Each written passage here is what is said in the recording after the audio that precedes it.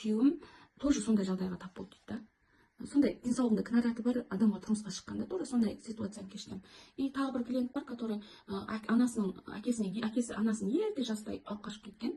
И бұған постоянно айтылып жүрген, жаңағы ерте тұрмысқа шықпа деп. Бірақ мамасы ерте тұрмысқа шығып, ерте бала туып, ерте жаңағы барлық нәрсеге немерені де ерте сүйгендігі күшті ғой деген сияқты ой болғанда, и қыз да автоматически тура анасының возрастында тұрмысқа шыққан ғой. Мысалы да сол сияқты біз ата-анамыздан көрген нәрсемізді істейміз. Егер де бір дұрыс емес нәрсе болатын болса, және ол бойынша бізге осознанность келетін болса, яғни это что нормально деген сияқты да. Түсіндіре алдым ба? Сондықтан өзіңіз істеңіз, анаңызға байланысты не нәрсе еске түседі, несіне ризашылығыңызды білдіресіз, қандай нәрсесіне ризашылығыңызды білдіресіз, сол нәрсенің бәрін еске алыңыз. Мысалға мен осыны салып отырып айтамын, күйеуіме адал болдым, мысалы өзге келіншектер сияқты емес, мысалға өмірге жолықтырып жатамыз. Мен жұбайыма всегда адал болдым, мен жұбайымды әлі күнге дейін мысалға құрметтеймін, сыйлаймын ол кісіні жағы. Одан кейін бізде бүйтіп айтатын ситуация еске түсіп отырады. Осы кезде қарап отырсаңыздар, өмірлеріңізде түрлі ситуациялар есіңізге түсіп отырады. Мынау неге баяндап жатыр деп ойламаңыздар. Сіздерде де осындай ситуация еске түседі, соны қалай обсуждение жасау керегін мен қазір сіздерге айтып отырмын. И сол кезде айтатын мен адалдық, ең бастысы жаңағы күйеуімді жақсы көремін, оны адал қарым-қатынаста боламын. Одан кейін мынандай нәрсе бар тұғын. Біздің мама мынандай нәрсе мән беріңіздерші, всегда суреттеріңіз жоғары қарай болсын. Хорошо? Жүргізіп жатқанда да жоғары қарай болсын. Төмен қарай түсірмеңіздер, хорошо? Жоғары қарай түсіреміз. Ресурсыз қарай. Одан кейін бізге мама айтатын, папаларың жандыраңыз шығарады, біз папаларың ұрсады сені десе. Қорқып өмір сүріппіз ғой, жаңағы ағам бәріміз да. Дүниеден озғанға дейін әкеміздің. Папам шындап келгенде қолынан түк келмейтін еді ғой дейді ағам ше. Бірақ біз сол кісіден қорқатынбыз. Яғни сол кісіні айта отырып бізді тәрбиелеген да. Біздің папамыз арқылы қорқыту арқылы тәрбиелеген. Қазіргі таңда менде де сондай нәрселер бар. Балама папам ұрсады, жаңағы қызыма көкем сөйлейді қазір, көке деп айтады, көкем сөйлейді қазір, көкем қол бос уақытында барамыз деген сияқты. Ол кісі қандай болса да сол сенің әкең, ешқашан претензия етпе деген сияқты сөйлеп отырамыз. Сондай нәрсені даже осы көргенімнің нәтижесінде мен даже қыз анама осы жерде алғысымды айтқым келеді. Мен балаларымды әкесін құрметтей алатын қылып тәрбиелеп жатырмын деп ойлаймын. Всегда папаларыңа қараңдар, папаларың ойын тыңдады, ол шаршап келді, демалып жатыр. Ол да тура осындай нәрсе менің әпкемде де көрініс табады. Әпкем де күйеуі папаларың ұрсады, папаларың сөйлейді, жоқ барыңдар, папаларың қазір демалып алсын, сосын айтамыз деп сөйтіп үйреткен да. Сол сияқты сіздерде қандай эмоция туып жатыр, не нәрсе еске түсіп жатыр, кім есіңізге түсіп жатыр, қандай сезім болып жатыр, не сезініп жатсыз, осы жерде қалай анаңызға алғыс айтқыңыз келеді, қалай жеткізгіңіз келеді, немесе болмай бара жатса өкпе ренішіңізді қайтып жеткізгіңіз келіп жатыр жаңағы да. Мама, бірақ сол кезде сіз барыңызды бердіңіз ғой, бірақ осы тағдырым үшін алғыс айтыңыздар. Сіздер риза болған кезде ғана, сіздер алғыс айтқан кезде ғана сіздердің өмірлеріңіз өзгеріс бола бастайды. Біз анаға ренжуге, оны талқылауға, оған претензия айтуға мүлдем қақымыз жоқ. Жаратылыс иесіміз осы нәрсені түсініңіз. Сіздің хақыңыз жоқ. Сіз кімсіз? Өз-өзіңізге сұрақ қойыңыз. Мен кіммін соншалықты анама ренжитіндей, маған өмір сыйлаған адамға ренжитіндей деген сияқты ойда айтып жеткізіп отырмыз. Сол сияқты әртүрлі гүлдер, мысалы мына жерде 2 гүл болуы мүмкін, 4 гүл болуы мүмкін, 5 гүл болуы мүмкін, білмеймін да. Солай ситуацияны еске түсіріңіздер. Ендігі тағы бір айтатын нәрсе. Осылай гүлдеріңіз көбейте бересіздер ғой, әр ситуацияны еске түсіре бересіздер. Мысалы менде кейде еш нәрсе еске түспеуі мүмкін. Ол да подсознанияның ловушкасы. Менде мысалға 2 ситуация айттым. Бірінші батылдық сезімім, батылдық шешім қабылдайтындарым туралы жаздым. Екіншісі адалдық туралы жаздым. Анамнан алған ресурсым, адалдық ресурсын алғам. Енді каким-то образом менің миымда дым жоқ қой қазір. Мен сіздерге сабақ айтып отырмын да, хоть хотя бы. Бірақ уже ойымда еш нәрсе ойыма келмейді. Абсолютно ойыма келмейді. Нені айтуға болады тағы да, Егер сондай болған жағдайдың өзінде былай тамырсыза бересіздер. Осылай ішкі халімізге қараймыз, денеңізді тыңдаңыз. Тынысыңызға мән беріңіз, Тынысыңызға мән беріңіз.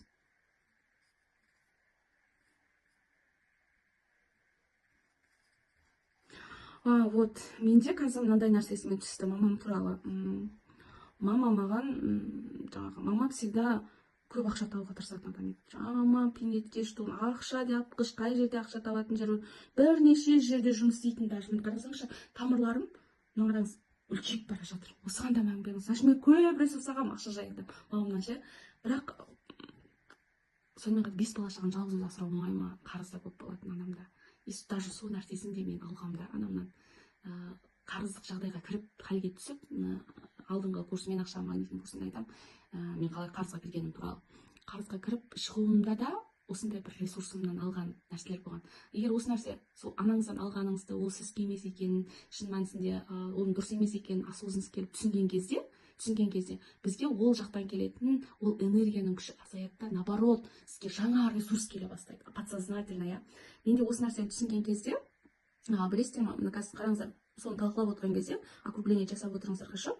Жаңағы сол нәрсені анамның үйдің алдынан бір қарыз, үйдің артынан бір қарыз, мама еще тынбай жұмыс жасайды, киім тігеді, ол кісінің істемейтін нәрсесі жоқ, короче, киім тігеді, техничка болып істейді, жерге барады, ал үйдің алдына огород егеді, не сатқан жоқ, үлкен нәрсе, ауылға не нәрсе керек, сол нәрсені сататын, Алматыға барып келетін, сол товар сатумен ше.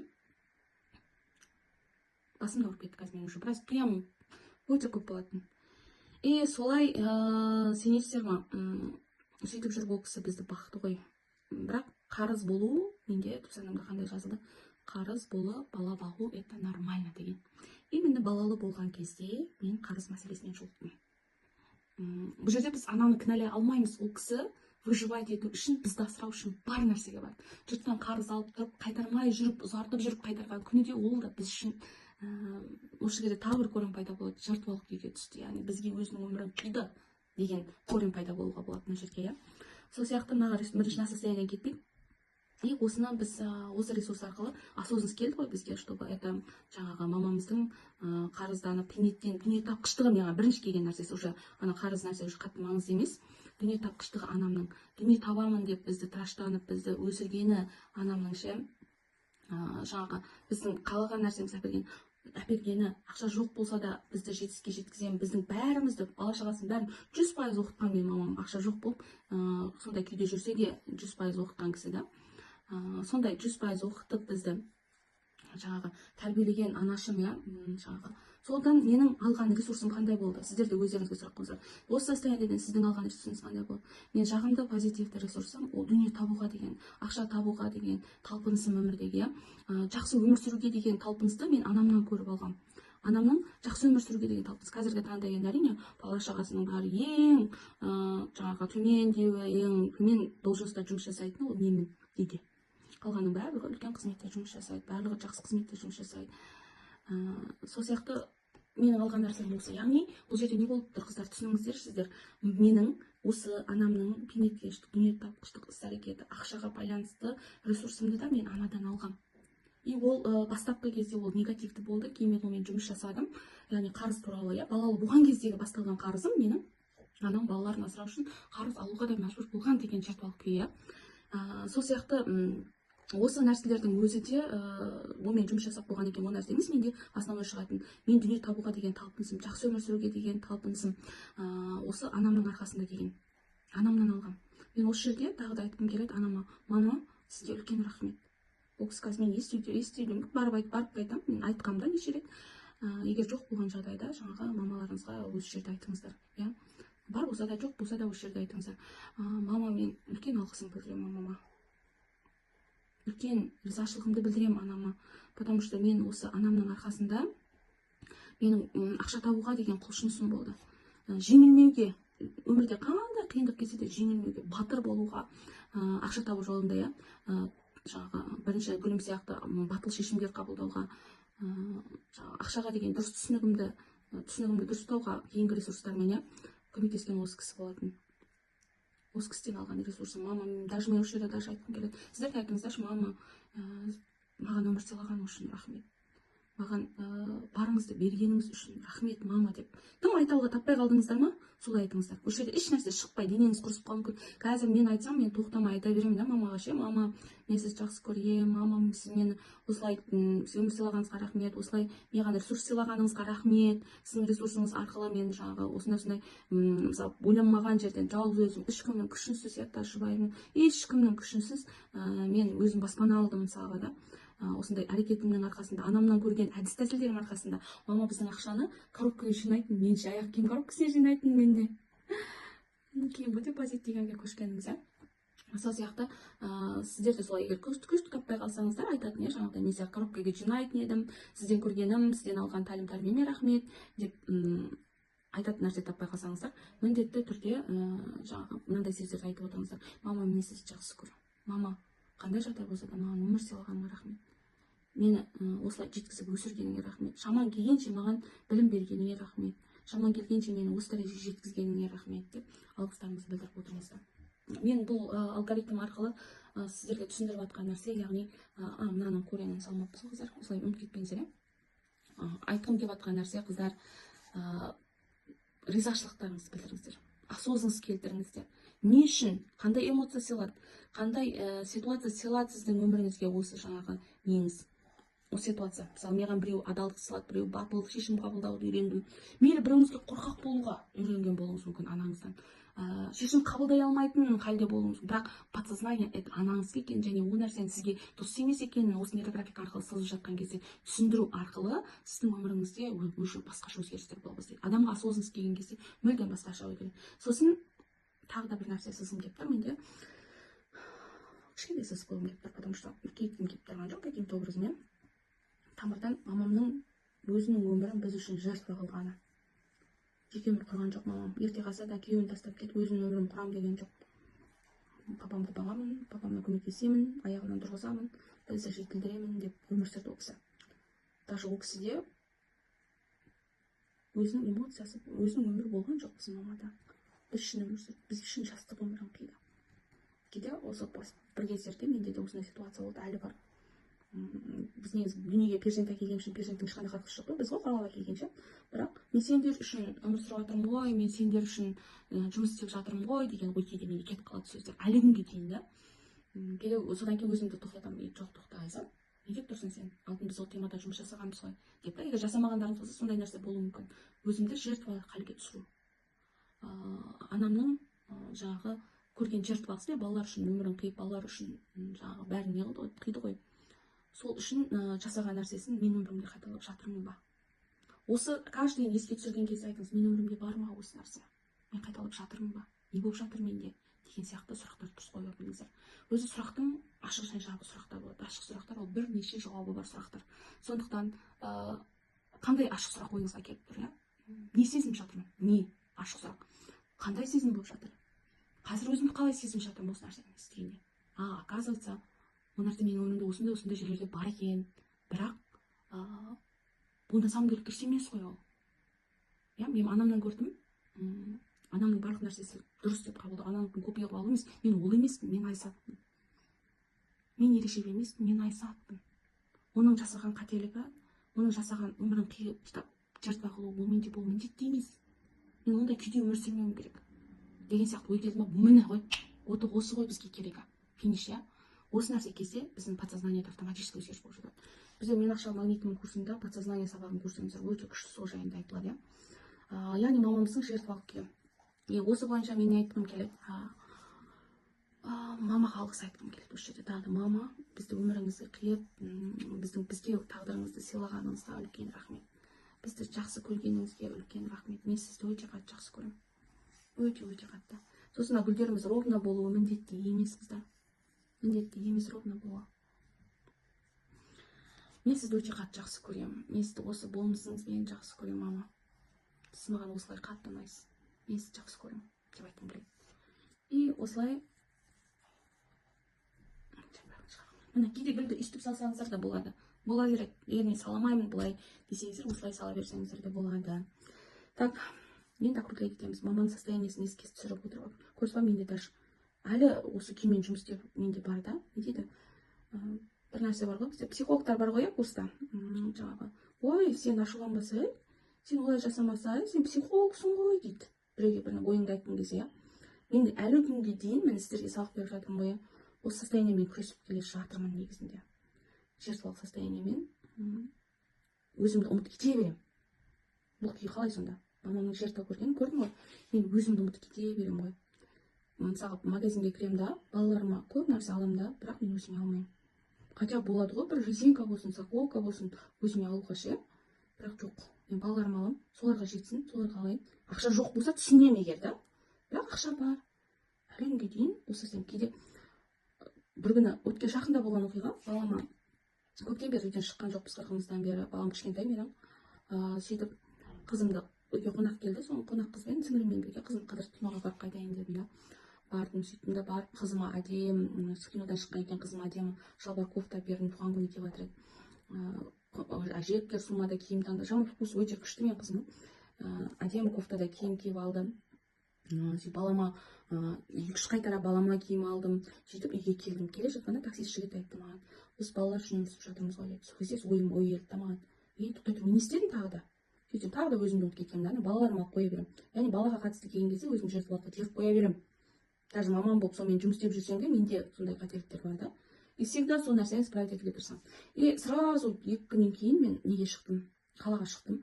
Жолдасыммен шықтым ба? Жоқ, өзім жолдасым апарып тастады жұмыс жаққа жатқан кезінде. Сөйтіп біз Шымкентте Шымкент Плаза деген жер бар. Сол жерге бардық. Сол жерден өзіме қалаған киімдерімне покупка жасағым келеді. Кірдім да айттым: "Внутренний ребенком" дедім, "балам" дедім. Айтшы, не қалаймыз, өткенде біздің қанағаттанбай қалдық қой, біз жаңағы осындай өзіміздің қалаған нәрсемізді алмай деп. Сөйтіп барып алдық. Қалаған нәрсемді алдым, өзіме шалбар алдым, кофточка алдым, 2 қайтара, жаңағы көйлек алдым, бір өзім еще көйлегім андай болды. Біздің балалық кезімізде мода болған крестьянка ше, тоже сондай кигім келеді, соны алғым келеді. Ана жерге барып тұрып алғам ғой. Мама, қызым айтады: "Мама, қойшы, кішкентай қыздар сияқты болмай" дейді. Кішкентай қыздардікі болса жаңағы үлкендердің размеріне шығармайды ғой деймін да. Жоқ, мен алам дедім, өзім томпақтамын. Жоқ, мен алғым келіп жатыр дедім, алдым. Кейін маған вообще қатты ұнап кетті көйлегім. Сол ұқсап, сразу состояниемен сразу солай жұмыс жасаймын да мен ше.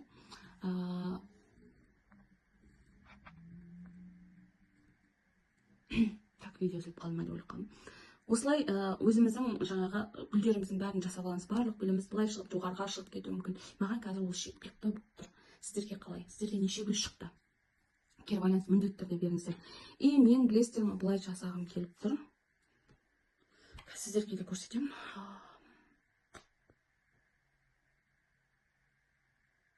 Білесіздер ме, мынандай істегім келіп тұр. Жіңішке жағын алып,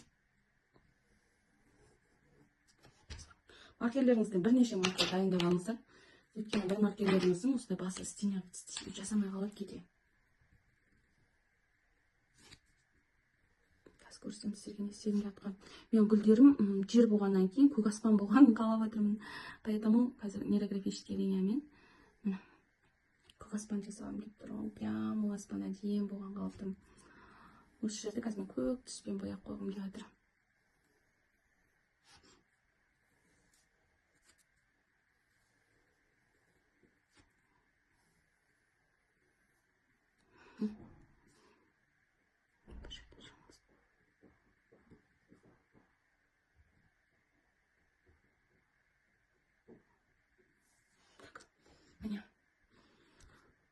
Қазір осыны көк түспен айтмам. Мен осылай жасап болдым. Осының ішінен біреуін фиксациялайтын боламыз. Оны жаңа фиксация линиясын түсірмейміз. Бұған бір гүлді таңдап алып, сол гүлге фиксация. Маған мысалға мынаған тәртіп. Яғни бұл менде батыл шешім қабылдау еді. Қателеспесем, адалдық, батыл шешім қабылдау. Осы гүлді мен фиксациялайтын боламын жасаған, бояған кезде. Бояған кезде қарандаштың түр-түрін алуға болады. Мысалы, мен көк түспен жоғары жағын бояғым келіп тұр. Сіз қалай бояғыңыз келеді? Мысалы, разница жоқ. Негізі максималды 4 түстен, 4-5 түстен асып кетпеген абзал. Өйткені біз карта сызып жатқан жоқпыз, разноцветный қылатын. И бір түстер акценті бар болып барып жоқ болып кетуі мүмкін да. Олай да болады. Мысалға, қазір сіздерге көрсетемін.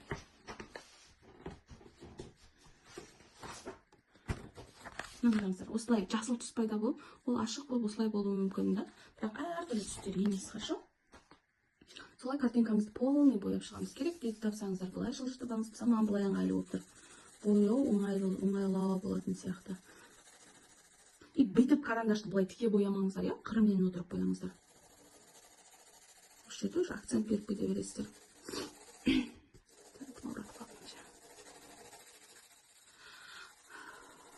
Денеңізге мән беріңіз, қандай сезім келіп жатыр, не болып жатыр, қалай болып жатыр, не сезініп жатсыз, иә? Бәріне толыққанды мән беріңіз. Бояп отқан кезде қандай сезім болып жатыр, не сезініп жатсыз бояу үстінде.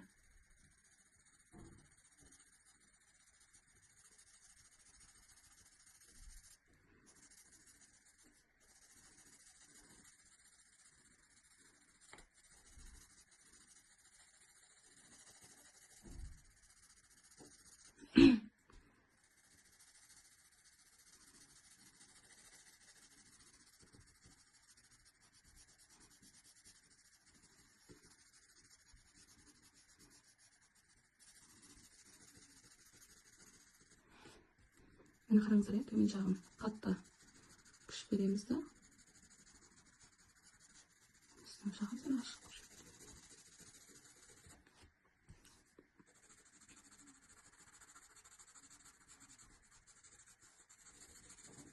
Енді мен видеоны жылдамдатамын. Қазір бір гүлді көрсетемін да, бояп бол.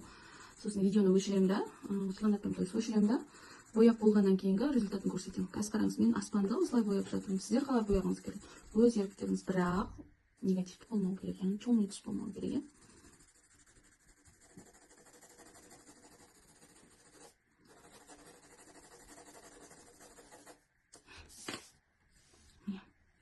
Аспанды бояп алдым. Аспан прям маған аспан ұнап отыр.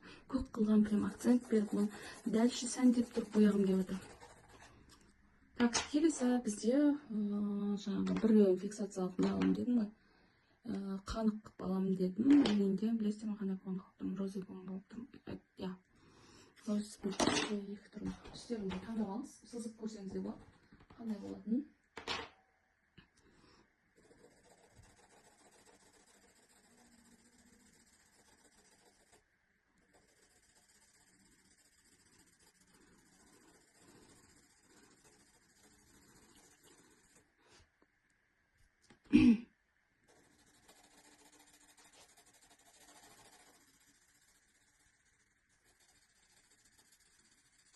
Осы кезде не сезім жатырсыз? Қандай сезім болып жатыр? Сізге ұнап жатыр ма өзіңіздің салған суретіңіз? Бәріне мән беріңіз.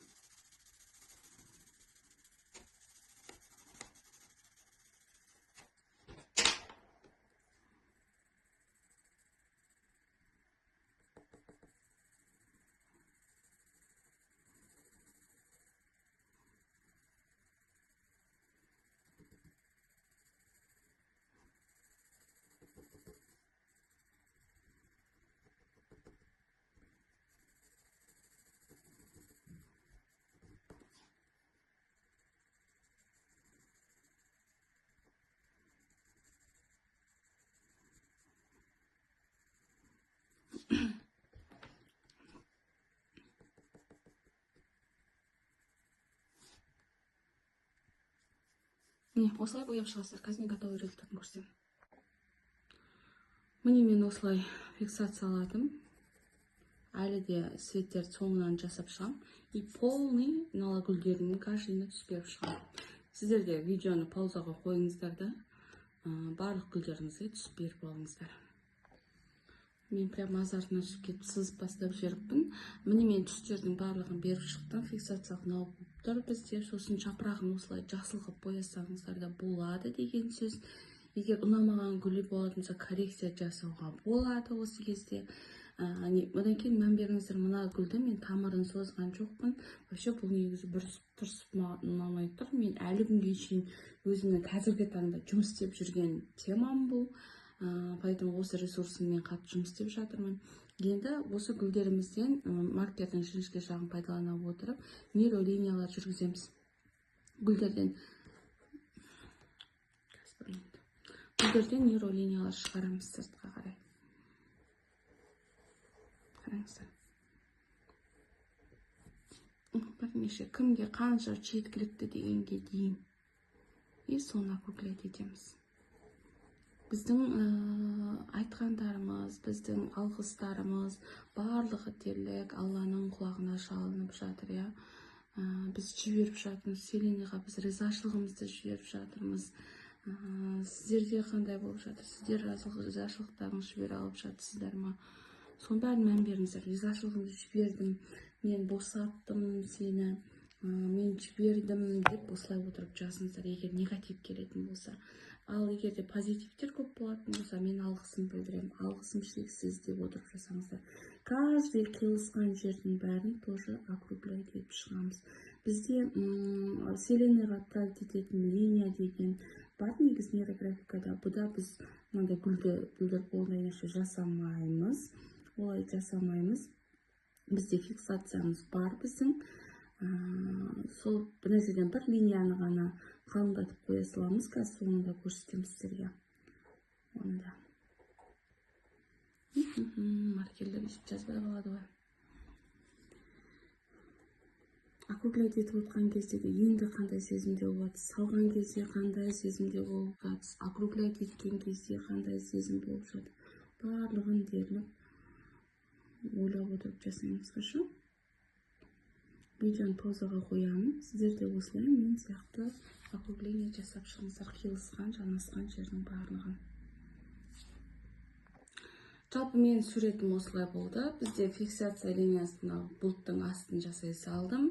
Вселенныйға отправить ететін линиямызда Аллаға апарар жолымызда фиксациямыз мына гүл болды. Жалпы өздеріңізге бүгінгі алгоритм ұнады ма, қандай эмоциялар туындады, қандай сезімдер пайда болды, сол бойынша жазып шықсаңыздар болады. Және суреттеріңізді, салған алгоритмдеріңізді менің негізгі инстаграм парақшамда белгілеп салып өтіңіздер, және біздің WhatsApp-тағы общий чатта обсуждение жасап, кері байланыс жасасаңыздар. Қандай сезім болып жатыр, не болып жатыр, қалай болды деген сұрақтарға жауап берсеңіздер. Сіздерге алгоритм ұнады деген ойдамын, барынша түсінікті етуге тырыстым. Тура мен айтқандай салып шығыңыздар.